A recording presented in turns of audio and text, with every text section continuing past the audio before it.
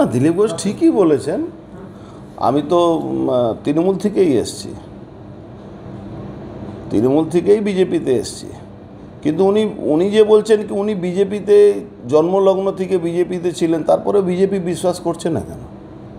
আমার উপরে তো বিজেপিও বিশ্বাস করে দলে নিয়ে আসছে, আর তৃণমূল আমার উপরে সব থেকে খার খেয়ে থাকে। তাহলে হার্ডকোর বিজেপি আছি, তার জন্যই তো আমার উপরে খার খেয়ে বসে আছে। আমি বিজেপি করে তৃণমূলের ক্ষতি বেশি করতে পারছি, তার জন্য তো 176টা মামলা হচ্ছে আমার উপরে। দিলীপ ঘোষের কাছে ফুলের তোড়া যাচ্ছে, মিষ্টি যাচ্ছে, ওনাকে দীঘায় নিমন্ত্রণ হচ্ছে জগন্নাথ কালচারাল সেন্টারে, আর আমাদের কাছে নোটিশ আসছে, পুলিশের নোটিশ।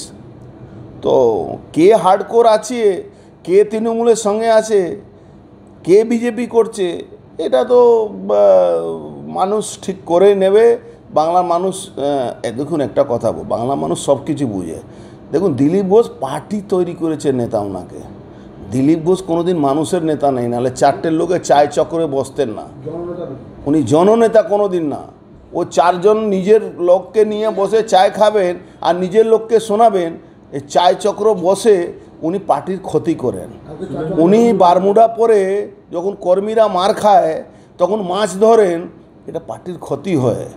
উনি যেদিন থেকে মাঝে মাঝে গল্প করেন না কি আমার সময়ে আমি নাকি পশ্চিমবাংলা 18টা সিট পাই দেয়, তার মানে উনি তো অথরিটিকে চ্যালেঞ্জ করছেন। কে উনি একটা মিটিং ডাকুন তো, দিলীপ ঘোষ নাম করে কটা লোক ওনার মিটিং শুনতে যাচ্ছে।